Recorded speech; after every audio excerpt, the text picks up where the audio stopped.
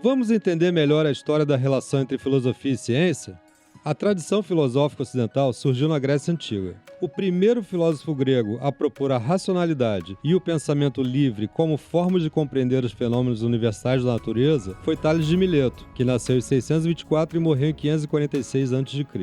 Tales propôs formas racionais, lógicas, para compreender a natureza, o surgimento do universo e todos os demais fenômenos. Assim como os outros filósofos pré-socráticos, Tales e seus seguidores da escola de Mileto acreditavam que se pudéssemos compreender os fenômenos da natureza e do universo, preferencialmente por meio da matemática de forma racional e lógica, estaríamos livres dos caprichos dos deuses mitológicos e mais próximos da verdade universal. Devemos a essa escola e seus filósofos o nascimento do pensamento científico ocidental.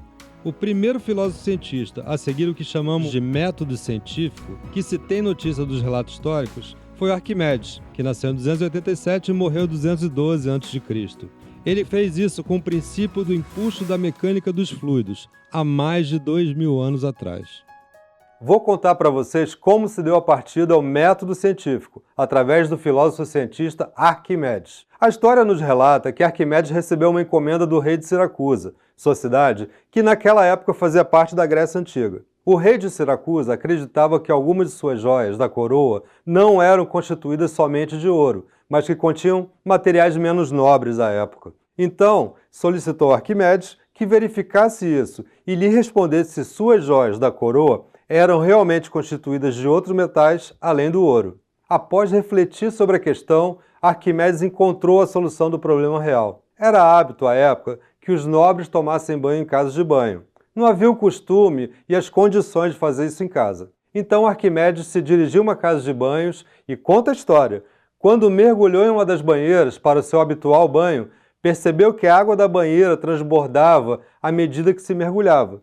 Ele percebeu que o volume de água transbordado era igual ao volume de seu corpo. Não é preciso dizer como foi brilhante para a época. Tal observação desse fenômeno, a construção de uma hipótese e a propositura de um modelo que explicasse aquele fenômeno, o teste desse modelo e, finalmente, uma tese, que conhecemos hoje como o princípio de Arquimedes. Depois, comparando massas em ouro, mergulhadas em água, e as joias da coroa real, também mergulhadas em água, ele comparou os volumes transbordados de água e pôde afirmar quais joias continham outros metais, pois os materiais possuíam certa densidade volumétrica e ocupam certo volume espacial proporcional à sua massa.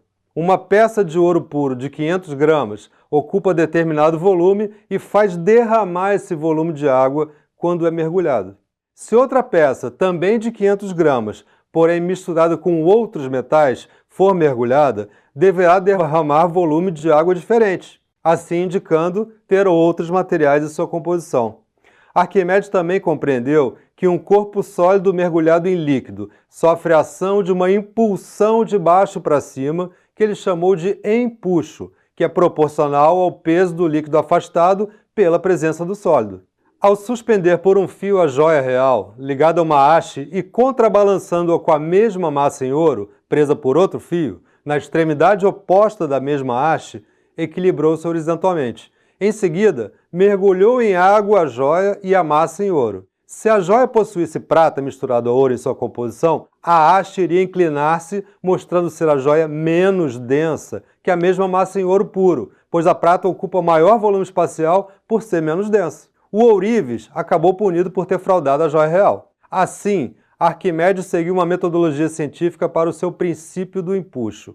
O curioso nessa história é que quando Arquimedes percebeu que tinha encontrado a solução do problema real, a história nos conta que ele deixou os banhos correndo, nu pela cidade, e foi até seu laboratório para testar sua hipótese com o modelo do empuxo, gritando pela cidade a palavra histórica Eureka, Eureka! Eureka significa descobrir.